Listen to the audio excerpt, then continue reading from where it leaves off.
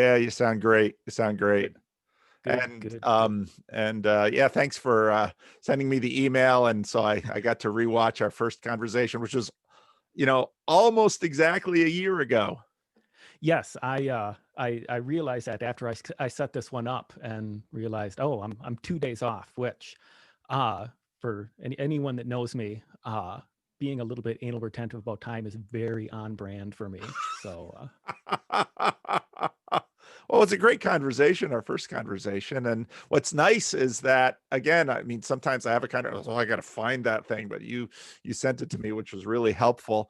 And so, yeah, now we don't have to sort of go back over what we covered last time. We can keep going. That's exciting. I don't know yes, what you had in mind for today, but the time is yours. yeah, it's cool, cool, cool, cool.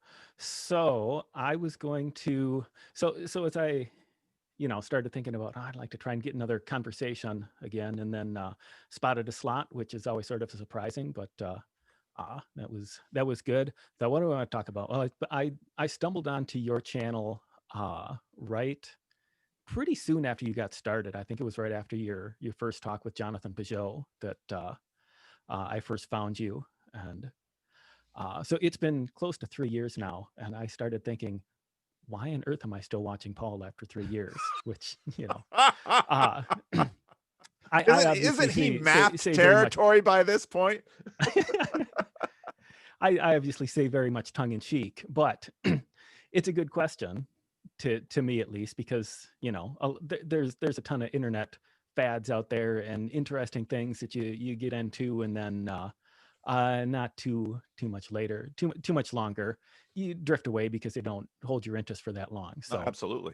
the things that do, I think are interesting. So as I put some thought into it, I think it's where I'm going to go with this is I'm not sure it is necessarily the content so much. So I think obviously there's lots of good content, good topics. I really enjoy a lot of the conversations that you do. I like those just about as much as the monologue sometimes when you get to interesting people. But I think it is perhaps what I might call the shape of how you do it, or just the way that you do these things that is interesting to me, and has been something that I want to try and perhaps uh, emulate to some extent. And this all sounds very much sucking up to the host, and I don't necessarily want to go that way. I watched your talk with You don't Brett get a lot Sutcall sucking the up other to this day. host. I can't make you rich. I Yeah, can't I make you know. that famous. Listening to your talk with Brett the other day, and I've heard you made the comment a couple times before of being glad that you didn't get into this earlier in life, just with the way that this stuff works, the kind of adulation that social media can give to a person. So I don't necessarily want to do that, but you think that you, and maybe and not necessarily just you, but the sort of other people in this world that I have stumbled onto through you, obviously Jonathan, but Alister Roberts and Glen Scrivener, and so many of these people that are kind of doing similar things, and all the randos who I haven't given as much time to, because there's only so much time to sit and watch YouTube. But a lot of folks doing kind of the same thing. So without hemming and hawing, what is that thing? So I'm just going to start. Oh, yeah. No, tell me, please. I'd love I'm to going to kind of know. start going. I'm going to start going on some of my thoughts with this, and just sort of start to ramble. So if anything, strikes you as interesting, by all means, interrupt, and we'll see I'll where be this taking takes us. notes. So I take notes during these things. So keep going. I yeah, want to hear. I want to know so, what's going on because I'm not exactly sure. yeah, I think so. The first thing that I have really appreciated from this sort of orbit of thinkers and talkers and YouTubers is not everything has to be a fight. So much of political discourse today, and not even today, it's just been coming out of, say, campus ministry, like I did, got involved in my campus church early in college. A lot of that was was confrontational to some degree, and I don't necessarily look back badly on it, but it's all kind of tense sometimes, and you're always looking to be the smartest person, and you got to win that argument, because if the atheists win, God might not be real, or whatever the case may be. And uh uh some sometimes maybe, again, confrontational might not be exactly the right word, but just evangelistic techniques that can be somewhat in your face. And I say it bore fruit and it had its use, but I've really enjoyed the fact that sometimes you can just come together with people and talk, and you don't have to try and win an argument. You can just learn from folks. I think what weird sort of world do we live in where somebody like Jonathan Peugeot can have a conversation with somebody like Rationality Rules and have it, if not a productive conversation, at least something that is enlightening. And you know, it's a very different uh, different different spirit, I guess you could say, than has existed for a long time. Certainly, it's not the go-to route for YouTube and social media, because you gotta always be closing, always be owning the libs, always be destroying whoever it is that you're going to destroy. So that has been one. I'll pause there. You want to jump in? I think it's good. I think it's great. Amen. Amen. Not everything has to be a fight. We have way too many fights right now. And why? Yeah. What are we fighting over? What are we trying to win? Don't, is it Yes. is it a zero-sum game, really? No, excellent. Excellent. I love it. Keep going. Yeah. Cool. Let's see. I thought there was something else that I was going to tack onto that. Anyway, it'll come back to me. As I said in the comment that you pinned on our last video, my brain works at about 75% of conversation speed. So sometimes things get lost and we got to jump back, but we'll make it totally through. cool. Yeah. Let's see. Other things are, it's okay not to know. So this very much goes in with the first point that I was never, I never exactly came out of particularly confessional Christianity. So, but nonetheless came out of Protestantism, very much a propositional kind of Christianity, and very much concerned with, I have to know the right things. And what I've learned from a lot of these kind of conversations is that you just, well, for one, you just can't know, and that's okay. And it is not my right theology any more than my good works that are going to save me. And that it can be a little unnerving at times, but also liberating, I guess, to some extent, that it's like, oh yeah, I don't know everything. People have been fighting over this question for 2,000 years. Do I More than do I that. really have the correct answer here? Yep. This is Yep. very true. Yeah. Yep. Yeah. That's great. That's great. I So love your list so far. This is awesome because it's right. It's okay. Well, and it, even saying it's okay not to know is actually a profession of faith. Faith as trust. yeah. Because you know, any of our relationships, I mean, any human being is any human being you come across is too great to know. You cannot know, let's say your spouse. You know your spouse possibly better than any other person in the world, or your children. And you cannot know enough about any of them to exhaust them. And so any relationship is a walk of faith, and especially a committed relationship. So no, that's great. It's okay not to know. And in fact, you can't know. Yeah. So continuing further, is a walk of faith. So that's great. Great. Yeah. Keep going. You're doing great. I love it. Cool. All right. So I think that ties into to some degree with what was your Matthew McConaughey talk the other day? Bright line, grime line.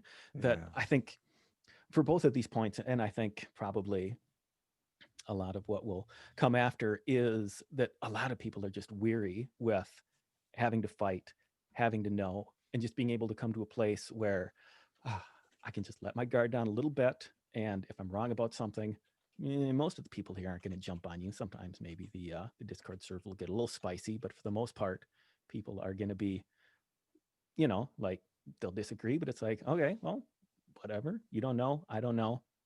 So that's good. I think be it fundamentalist Christians or fundamentalist atheists or whatever, everybody's trying to build their brand and push their ideas and recruit you to their tribe, and it's just sort of a relief to have that grace to not have to just double down on things and constantly be sticking to your guns.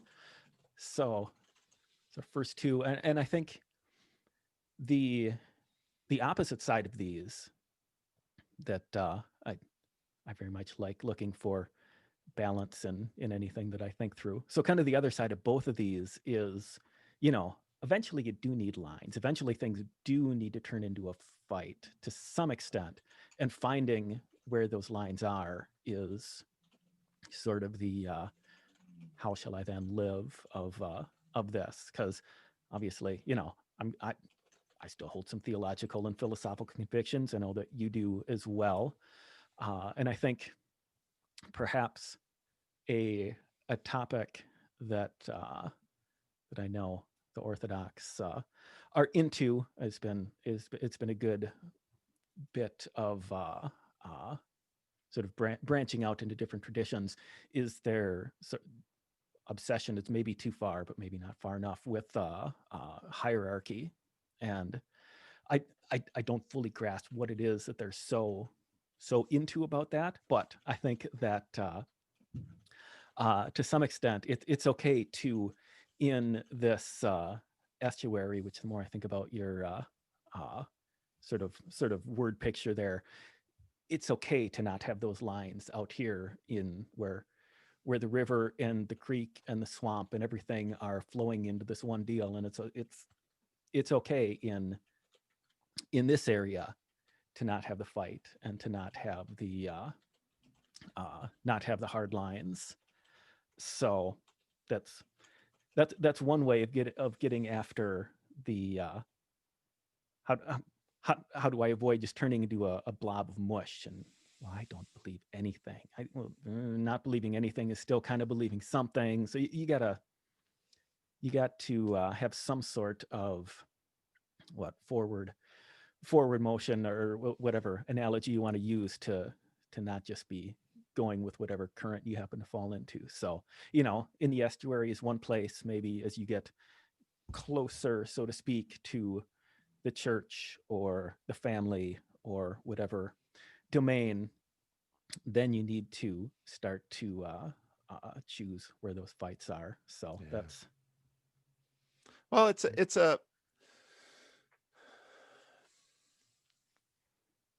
there's an interesting relationship between a person's internal security, integrity, and cohesion, and their ability to be in a place where the lines are grimy or not terribly distinct. And part of the reason people demand hard lines, bright lines, clean lines is because they need to borrow that hardness and brightness and cleanness from their environment because they don't have enough of that themselves. And it's ironically people who know themselves and are secure in themselves to a sufficient degree that they can actually tolerate the kinds of messiness and ambiguity that you'll have in an estuary, because the estuary is outside of them, and not and there isn't chaos within, but there's peace within. And Yeah. that peace within, this is where we get into this. Tomorrow I'm going to talk to Mark, who's been active in the question of whether John Vervaeke's 4 Ps of knowing are sufficient. And well, John proposes a scheme, and I think the scheme helps us and brings us down the road. But part of the enjoyment of a scheme is, well, let's find a better scheme and let's perfect this scheme and sharpen this scheme. And so that's kind of the game that's afoot. But this the how we navigate in a space with respect to these, we'll just use John's 4 Ps for now, the propositional. Proposition is always sort of third person. It's sort of out there. It's got thingness. But then the participatory, well, that's much more second person. The procedural is much more, how. And the perspectival, well, that's it's the perspectival, and that is really Mark and a bunch of these people are pushing on, because that question of perspective is, I can only know you from where I'm standing as me, and then I need usually mediating models that are inside of me so that I can hopefully perceive you, something outside of me. I mean, this all gets very, very messy. And so, all of your your ideas contribute to that. It's not everything has to be a fight. Well, sometimes if you my, my wife was a little tired of some other things, and so she pulled up the movie about the tsunami, and I'm like, this is what you want to watch, really? And you have this, so you have this tsunami coming through, and it takes these bodies, human bodies, and then all the other material through the water, and just whoosh. And so now you've got hard and soft, and hard wins over soft, and skin gets penetrated. And um not everything has to be a fight, and sometimes fights are important. It's okay not to know. Sometimes you have to know. There's all these dualities around these things. And so in many ways, wisdom is sort of knowing the times, and knowing what to do with the time that you're in, and whether to be hard or whether to be soft, and whether to be rigid or whether to be flexible. And it's so difficult to know these things. But I think part of the reason that the Orthodox and um their fascination and acknowledgement of hierarchy is so timely is because we're in an age that all this equality, it's things elicit and invite their opposites so often. And the more something goes down here, the stronger they will call from over here. And there's this way to the universe in that. And so, yeah. And I guess for me, the Weinsteins are out there, sometimes with their hair on fire. And I don't have much hair left, so I wouldn't make much of a fire if I were to light it anyway. Um, but we do navigate these things, and we sometimes we're attracted to the reactional. I use this illustration often in Patterson, where I grew up. When there'd be a fight, you'd see this whole crowd of people in the middle of the street, and then you just know that there's a fight, because there's maybe started out with two kids and then their moms got involved, and maybe it's the two moms that are fighting. Of course, the whole neighborhood's coming out of their houses because they want to watch the fight. And so just it's a very reasonable thing for human beings to be attracted to a fight, because we want to know what danger or goodness is coming into our purview. And so we have to watch fights, and we watch them very carefully, and we look for winners. And so that's, now that we have created these attentional economies, it's no mystery that conflict is king in an attentional economy. Then it's, of course, we get exhausted in that because our fight or flight mechanism just keeps getting ramped up. And, oh, please take me to quiet waters. And so, no, I guess. And so, my channel isn't without, actually, I tend to pick fights on other social media, and I usually sort of poke at people a little bit, and usually to try to get their attention, because I think, well, maybe a more productive conversation, it can be had. And if someone's in reactive mode, it's like, well, they've got all their buttons on the surface. Here, I'll press one. So no, this is a great list. I really like this. And I think, because it's at least a couple times a month, I sit down and I ask myself, why am I doing this? This is insane. Why don't I just shut the whole thing down and be a normal pastor again? And then another part of me is like, what? No, you're not going to do that. This is one of the coolest chapters you've had in your life. You're going to keep going with this, and you should. But it's as always, it's the people that are the real treasures in all of this. Yes. My wife and I are always trying to find the right kind of TV mixture for, the last thing we do in the day, because she wants to sort of, I can fall asleep during the news or during some combative movie, but my wife is like, no, I want something that's going to settle down. And so we uploaded the PBS channel on our smart TV, and we started watching James Harriet's All Things, All Creatures Great and Small, a Masterpiece Theater adaptation of it. And I loved it, or in the first episode where the veterinarian says to the assistant, he says, well, the animals are wonderful. It's the people you got to watch out for. It's like, yeah, that's exactly right. But it's also the people that make it wonderful. So it's, no, I love your list. Keep going. All right. Is that everything on there? Yeah, that was all that. All right. Next one, I think that has been helpful, that I think it counterintuitively, I think helps build your channel, or at least, I don't know if building it, but it's sustain it. Let's say it's by There no we go. means the fastest growing channel on YouTube, and which is, I think, probably a very good thing. Yes, it is.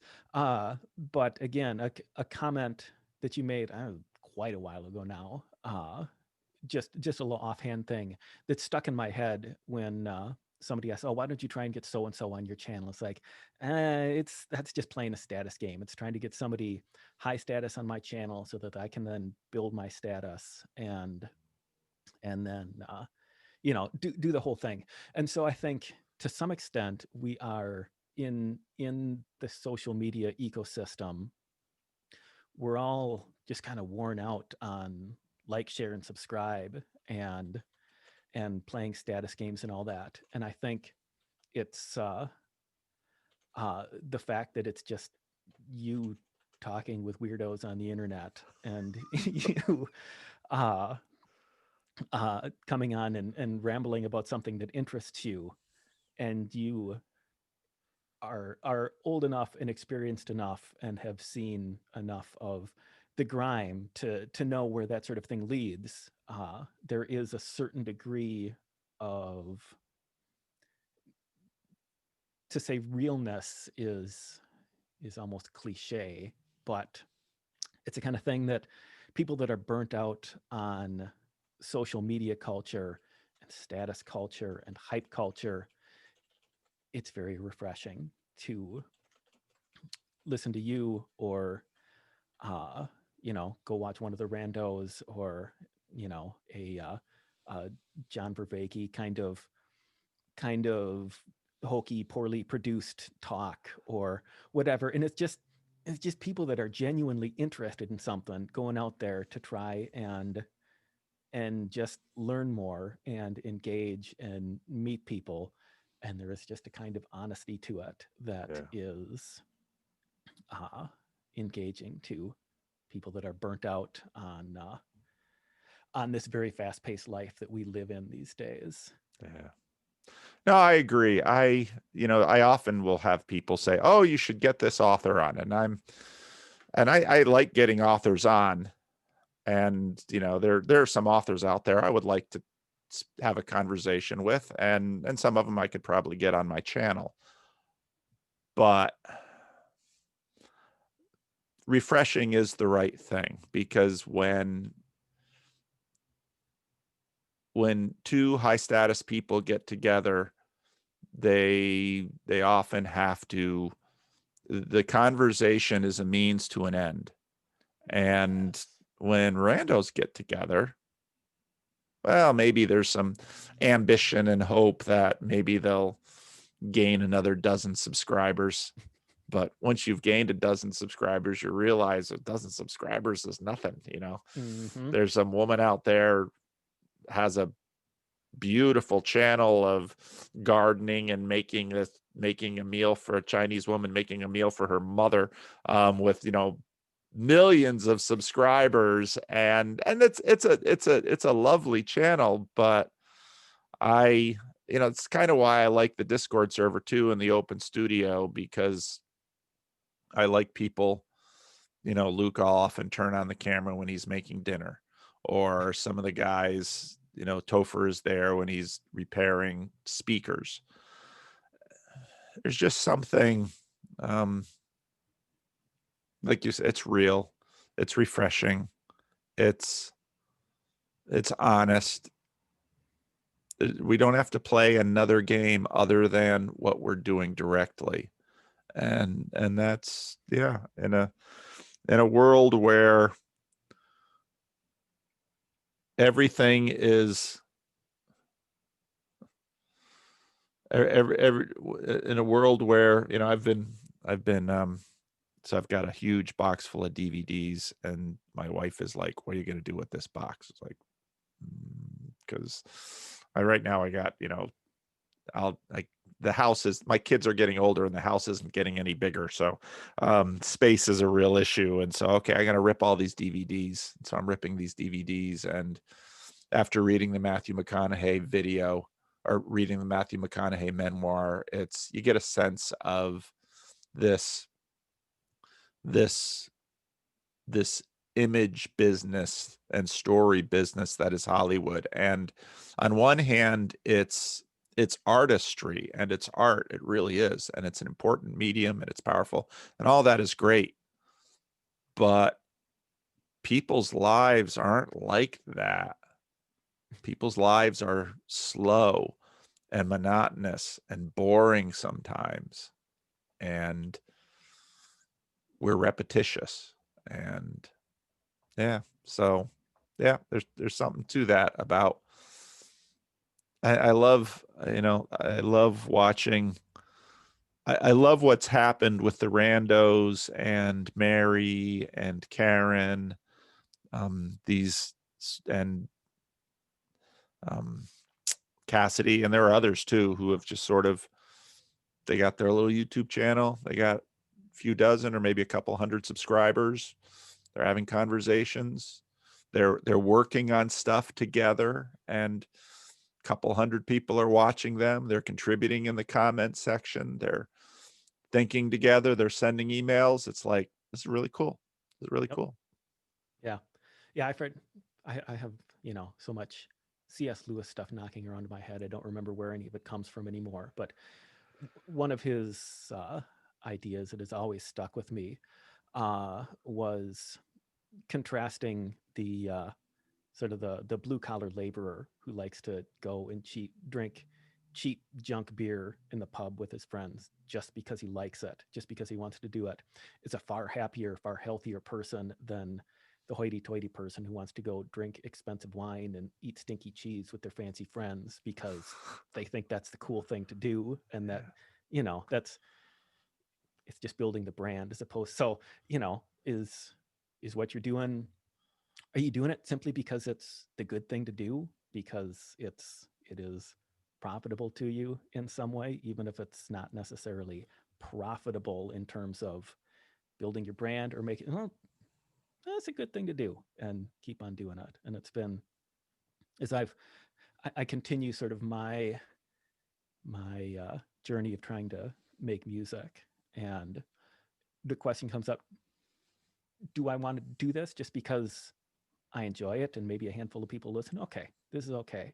Because there is, to some extent, a script if I wanted to try and build this into something of, well, I could start making YouTube videos and start, engaging in Instagram where musicians and there's a way of doing this. And I got to think, is that really what I want? Or, so Yeah. this, watching other people do it fairly well has been helpful to me. So I was on Twitter yesterday, and on the Twitter trending things, I was that little list. I'm always kind of amused at what makes that list. There was like Billboard #1 song in America, and you kind of know what pop music is when you're in college, but very quickly I left the country, and so I have very vague ideas of the music my children listen to and know the names of, etc. And so #1 song, and so I thought, oh, I should find it. What's the title of the song? I'll go to YouTube, I can listen to the song. And so I pull it up, and there's a music video, and it's a young, attractive woman who was singing a love song about the boy that she loved who doesn't love her anymore. And so that, obviously that was sort of that's always what a lot of pop music is about. And I'm watching the video, and I'm listening to her voice, and I'm just thinking, she just sounds like everyone else I've heard for the last 5 years. How could it be that all of these new stars sound just like the last star? And well, it's because there's a machine spitting them out, and she's a new, and obviously beautiful voice and very talented, and it doesn't hurt if you're drop dead gorgeous, and I mean, because it's an industry. And I thought, yeah, I'm not, I don't care to look into any more of her music at all. It's just uninteresting to me, because if I want that, it's all out there. And so I'm much more interested in someone who is, and every now and then one of them breaks through too, someone who is just kind of out there doing their thing.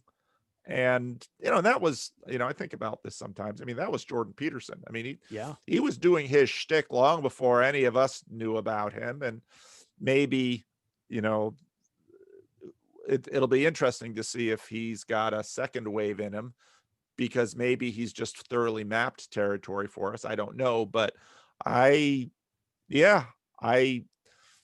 God bless small channels. God bless people that are, working out their stuff and saying, you know what, I'm really interested in this, and I think it's important, and I'm going to work on it. And if other people are interested, I need just at least a few interested people in it. But that's all I need, because the beauty is in the project, not necessarily in the crowds. So yeah, very much so. All right, last point I came up in brainstorming on this is the church is a very big place, which is, again, obvious. And yet, despite knowing that, I really didn't know that until these last couple of years, as I've started to actually listen to what Catholics believe and listen to what Orthodox believe, listen to what high church Protestants believe. And it's like, oh, you people actually make a lot of sense. And well, I never grew up in a particularly exclusive sort of religious setting that's, oh, the Catholics are definitely not saved, but still deep down it's like, but still, I'm the one who's doing it right here. Otherwise, I wouldn't be going to this church. I'd be going to the church that was doing it right. And reading, I haven't read a ton of church fathers, but read Confessions, which I've done a couple times. It's like, this could be today, and yet it's still very alien in some ways. Reading, I'm reading the Fatal Discord book right now. Which Oh I yeah, recommended that's a good some time book. ago. That's a really good book. It really And is a again, good book. he's an amazing writer. It's like reading a super compelling drama novel, except it's all real. Hopefully all real. Hopefully he's not making stuff up. And seeing both how relatable people are, and yet still how alien some things can be. And so it's been both very exciting learning how much more there is out there, and in ways being able to incorporate some of that into the way I think about my faith or do my faith.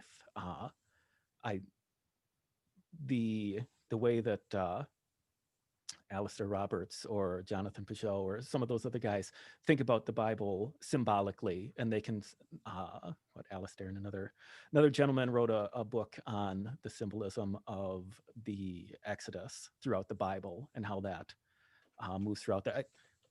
It clicks with my brain, these kind of following a symbolic thread through the Bible. So there's been great stuff like that.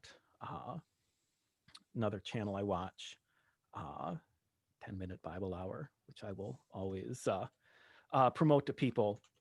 He has a series where he's been going around to different churches of different traditions and do an interview with the pastor, do a tour of the church, and probably 3/4 of them, you get done, it's like, I want to go to this church. I've never seen a dude so jazzed about being a Lutheran in my life, but this dude, or he did like a 3-part series with a Coptic Orthodox church, and everything means something. It's like, this is so cool. And so I've been extraordinarily blessed by learning about folks, either other people's channels or folks coming on your channel or whatever. And this sort of belongs here at the end, because I think it ties into all the other points so far, that if everything is a fight, how can I, interact with a Catholic or even or whoever, because obviously, no, I'm gonna have to prove that I'm right and that you're wrong, if I'm gonna have these bright lines, instead of letting my Protestant water and their Catholic water sort of mix together out in the estuary, and we just learn from each other. And it's a very different world. Even my parents growing up, my mom grew up Catholic and my dad grew up Protestant, and it was still kind of a thing when they got together back in the early 70s. That there was some disappointment and some conflict, and now it's sort of like you don't see quite so much of that. I'm sure there's still plenty of partisans out there, but there's a lot less of it. So I think to some extent that is just the changes that the world is going through right now. That is everything gets less Christian, obviously not less religious, shall we say. We kind of got to stick together. Yeah. It seems like so. Yeah. No, amen to that. Amen to that. And for me too. So, like the point we were just talking about before, it's okay to be a little nerd in your little corner of Christianity, and and that nerddom has been big in the Christian Reformed Church. It was a enclave of Dutch immigrants, and very preoccupied with itself, built our own institutions, minded our own business, just knew that we were the apple of God's eye and nobody else quite measured up. Um, which is just so funny when you think about it from other perspectives. And that, of course, has been diminishing through the second half of the 20th century to the point where, in some ways, by 2021, the Christian Reformed Church doesn't even know itself anymore, or at least a lot in the church don't quite know where they fit. But yeah, the church is a very big place, and the church has a very long history. Yeah. And it isn't just chaos or meaningless, but it's astoundingly, yeah, the church is a very big place and the world is a very big place, and Yeah. people are very deep pools themselves in many ways, and communities. Yeah, I've learned so much listening to how many different people, in some ways, my monologue videos are sort of a selfish pleasure, in that this is what I'm thinking about. This is, and the fact, again, I'm still amazed that anybody would care to listen to it and would get something out of it.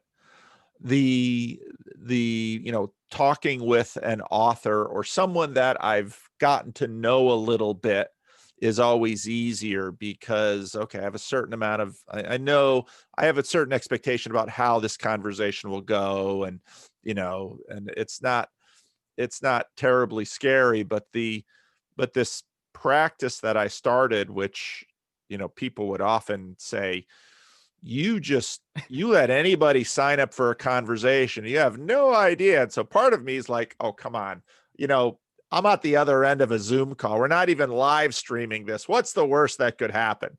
Yeah. But yet, every time I release, people are often writing, there's no slots empty. No, there aren't. I release them when I look ahead and I say, okay, there's time in my calendar. But every time before I release more slots, there's a tiny little part of me that's like, do you really want to do this? Are you really just gonna open yourself up to the wide open seas and have anybody come in? And because people are dangerous, they are monkeys filled with snakes, as Jordan Peterson called them. And so every time you open up for a randos conversation, even when they write a little description of who they are and what they want to talk to, or maybe I've seen them in the Discord server or something, you never quite know what you're going to get. And so life is like a box of chocolates, and life is sometimes like a box that you open up and there might not be chocolates inside. So, but at the same time, often at the end of my week, when I'm thinking about, okay, what did I get done this week? What didn't I get done this week? I'm seldom, I'm seldom, I seldom regret having done the randos conversations, because in many, many, many times it was a conversation I couldn't script. Yeah. And then suddenly I have a new realization and a vision of God's goodness and the breadth of his creation and the breadth of his church, that here I have this little mapped territory world that I live out of, but here's another voice from over here. And oh, it's they've had these things in their life, and they have these thoughts and ideas, and okay, and let's, and then to, one of the joys of this channel is it has gotten sufficiently large that, and now it has a tradition and a culture within it, so that almost any randos conversation I put up, 1,000 people will watch, and a couple of dozen will comment on, and there'll be, maybe someone will come into the Discord server or a meetup, and connections will be built, and somehow something will happen of substance for someone. And that's a good thing. It's a good thing. It's a I'm very good happy thing. to have had at least a hand in that. But you very quickly realize, and again, being a pastor is good training for this, that when someone comes into the church, maybe they came in because they saw a sermon or know your denomination. And so, but in order for the church to actually live, they need to make relationships with other people in the church completely apart from me. And Yep. so to go into the Discord server and watch friendships develop and watch the Randos channel develop, because they're all, I mean, that channel started because I said, hey, I've had a conversation with a few dozen of you, and you're wanting conversation 3 and 4 and 5. And if I do that, Dale can't get a conversation Yeah. and others can't get, and I don't want to close that door. I'm not creating a reservoir here. I want an estuary. And that means leaving the mouth open to the sea and letting trolls and sea monsters and shy fish and letting those folks in. And the goal isn't that they'll all have a relationship with me, but that they'll find relationships with one another and they'll build those, because that's actually what a church is. Yep. It's not everyone having a relationship with a celebrity pastor. It's people having relationships with each other, and pastors come and go because people come and go. But there's at least enough of a ecosystem happening there that you're all in relationship with one another. So when I go to the Discord server and I lurk in on text chats or voice chats, they've all developed friendships. They know each other better than I know them. And that to me is deeply gratifying, because this is the knitting of community and society where, you know, good things can be birthed. Yeah. That's glorious. Yep. That's great. So yeah, that's just a little bit of thinking, sort of why I'm still here. And it's an interesting thing, because what I've learned through these last couple years of sort of listening in on this ecosystem is that I don't know nearly so much as maybe once I thought I did. And I am less sure about any of my theological positions than maybe I once was. And I am less willing or less able to engage in sort of trying to push my own ideas and what have you, and less willing to want to build a brand. Not that I was ever doing that, but I am less uh less uncertain of the fact that I really want to keep doing this Jesus thing. And that is, it's very funny, because I can I can hear people's deconstruction stories and say, your arguments are not invalid. I see where you're coming from. See people get hurt. See all this stuff, and yet I uh, to go back in my word and engage in a little self promotion and quote my own songwriting here. He's done a work in my heart that I cannot undo, and it's like this was never a conscious decision that I made, and nobody talked me into it.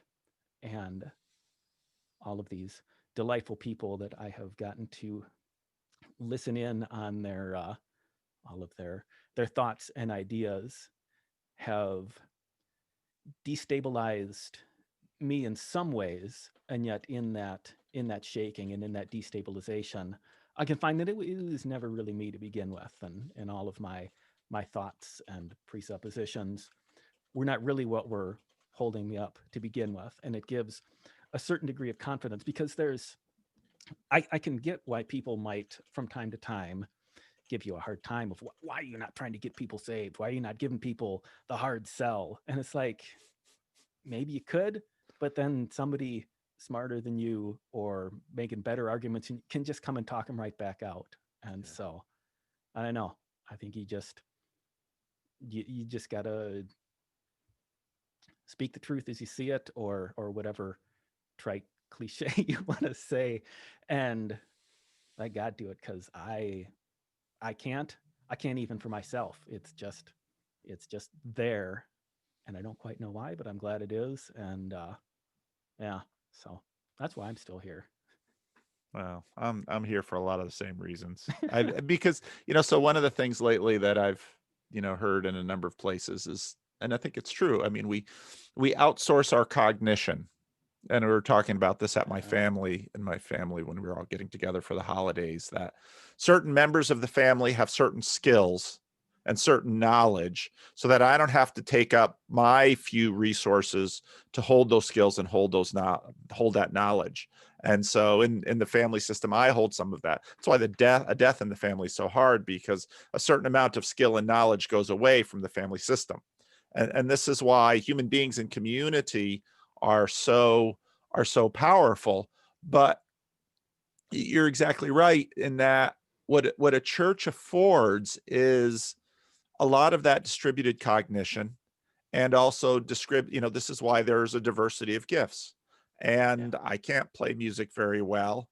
I'm not particularly gifted in leading worship, but there are others who are. And so what we do in a body is we store. I offload my knowledge and my skills into other people. When we're together, we have access to this far richer thing. And so I I cannot, again, theologically, I don't make Christians.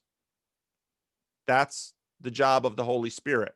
Well, now again, people thinking in rather limited fashions will say, well, that's what the Holy Spirit is, this thing.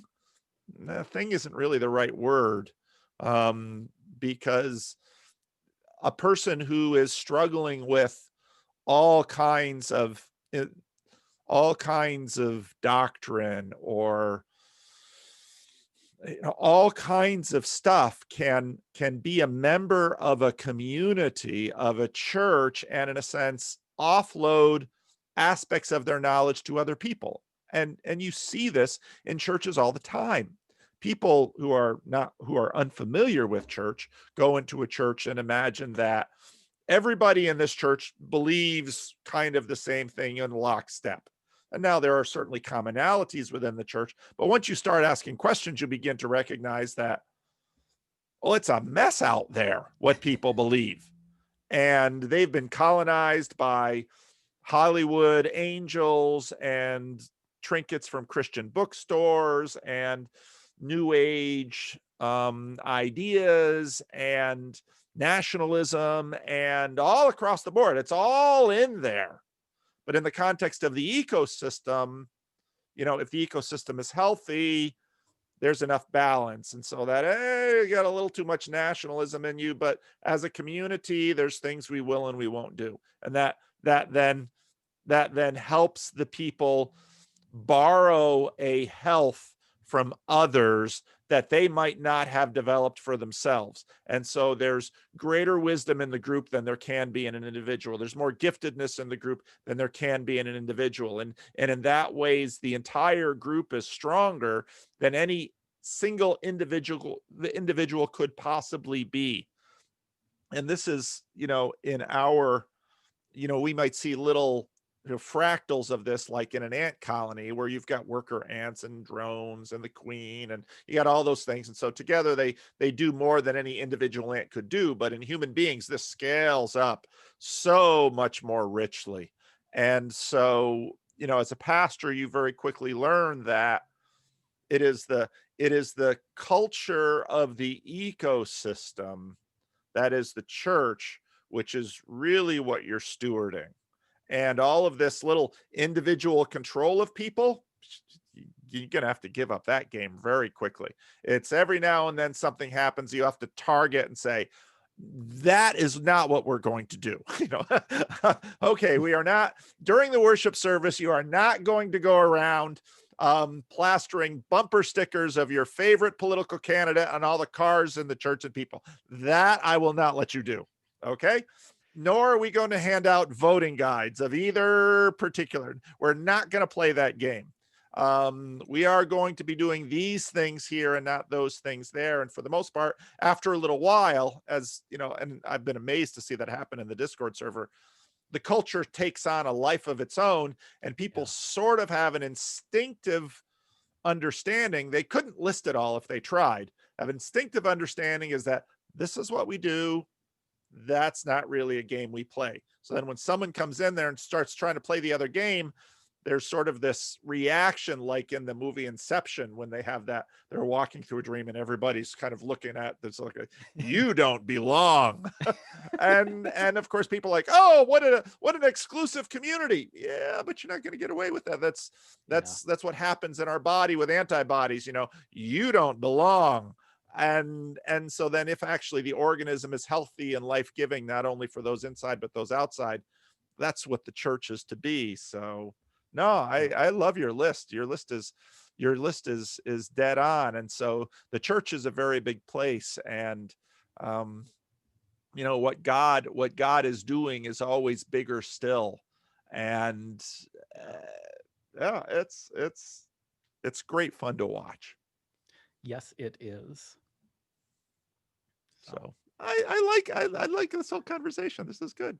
You are going to let me share this, right? I didn't. Oh, yes, of course. Oh, good. Yeah, I didn't think there was any question about that, but I wanted to be sure because, no, and because this is really helpful for me when I have my moments of what am I doing? What am I doing? Is this really how I want to spend my time, spend my energy? Yep. Yeah, it is. No, I definitely wanted to try and do something that, you know, continues to this ongoing conversation. I've been very blessed by what has grown out of this broader movement, and I very much want to hopefully give back a little of that. So yeah, definitely. I was hoping to. So have you been on a Randos conversation yet? I have not. No. Oh, you should. Well, like a whole bunch of bridgers are doing Exodus 90 things, so we kind of have to wait till probably April until we can have access to them. But you should definitely contact Jeff and, you know, maybe do a C.S. Lewis conversation or something like that. But yeah, I'd love to. I don't get a chance to watch all of the content. Obviously, there's just way too much. I know. But I love what everyone, you know, everyone else is doing. And I think it's, you know, it's fun going to one of these other channels and seeing commenters who I you know, they'd been over in they'd made more comments in my video a year or two ago, and now they're making all these comments on some of the other videos. And I just love that, because the ecosystems need to nest, and that's where you really get the fertilization, and that's where the whole organism grows and becomes strong and durable and anti-fragile. And it's thrilling to watch. Definitely. Yeah. That's been cool. Well, any other things you wanted to get in here, Dale? This was really good. I would say maybe a closing question. So my whole goal with this was to say that, you know, I've seen things on this channel and other channels that seem to maybe portend a viable method of Christian engagement in a post-Christian world. Of, you know, for so long, Christians had this sort of dominant place in the culture, and there was a Christianese was more broadly spoken, and we were just able to do these Christian things and evangelize in different ways and engage with the culture in different ways. And that seems to be changing. And what I've seen here and elsewhere is that is some success in with people changing that. So I was going to ask if you've been doing this now for 3 years. Is there anything that stands out for you as, ooh, this definitely works? This might be a good bit of advice, or maybe some things that you've found that have definitely not worked for trying to engage with people in this new world. I think you laid a lot of it out here well. Playing the it's my way or the highway game does definitely not work well. But you also do need to have a sense of yourself. I mean, people do get frustrated when I have conversations with people who are not Christians or have various heretical beliefs or something like that. Why isn't the pastor calling them out on this? Well, I don't know. Yeah. Ask yourself that question. Why isn't the pastor calling himself out? Does the pastor not understand, um, you know, confessional lines outside the Council of Nicaea? Well, not adequately, perhaps, or perhaps not completely, but no, the pastor understands a lot of this stuff. Why isn't the pastor challenging this person on this point? Well, again, all of your, not everything has to be a fight. Not everything has to be a fight. And I think fundamentally fights are, I think, important for communities, but they're not directly formative for individuals the ways we like to imagine they are. I mean, we all know this. Very seldom do we have the atheist conversation with the Christian, and at the end of it, one of them says, "Oh, that's it. Okay, I'm an atheist now," or "Oh, I'm a Christian now." And it never happens. Well, why doesn't it happen? Well, I think we all know why it doesn't happen, because people don't change with the lights on like that. And so it's more interesting to me watching I've been watching Rationality Rules a bit, and watching how over the last 3 years his thinking has evolved. And to stand up and turn on the lights and say, gotcha. And I do that sometimes, but it's no, we should all be evolving. I mean, that's part of the realization that we're small. So yeah, let's evolve. And I've had to, I remember making some rather uh making some comments about Roman Catholic transubstantiation, or at least my understanding of it. And some of the very smart Roman Catholic watchers of this channel basically waited and says, I don't think you're representing our view correctly. And so go watch Bishop Barron. And I watched his video. I was like, oh, that's what you believe? Oh, I'm going to have to rethink this war that we've been fighting for how many years. And straw manning you doesn't necessarily improve my knowledge of you. And of course, that leads to, Brett Sockold, my conversation with him, and on and on and on and on. And so there have been ways that I have changed over these last 3 years. And some might look at that and say, Paul corrupted himself by having a YouTube channel. I'm sure there are people out there that believe that. Yeah. Okay, but I'm me and they're not me. So, okay, maybe you don't want to start a YouTube channel. That's fine. But I don't have a lot of regrets over what I've learned. And I think, as you said very well, I think you said it very well. I took notes when you said it. I don't know as much as I thought I did. I'm less sure about some things than I was. I'm less sure about pushing my own ideas. I'm less willing to build a brand, but I'm less certain. I'm less uncertain that I really want to keep doing this Jesus thing. And I think that's very, very well said. And I feel very much the same way. And I am more certain of a number of points of doctrine that are really crucial to Christianity than I was even 3 years ago.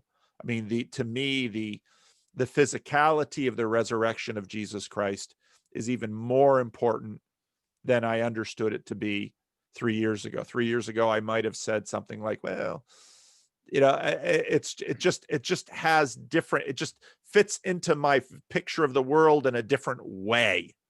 And so on the whole, I see the changes that I've made over these last 3 years as upgrades.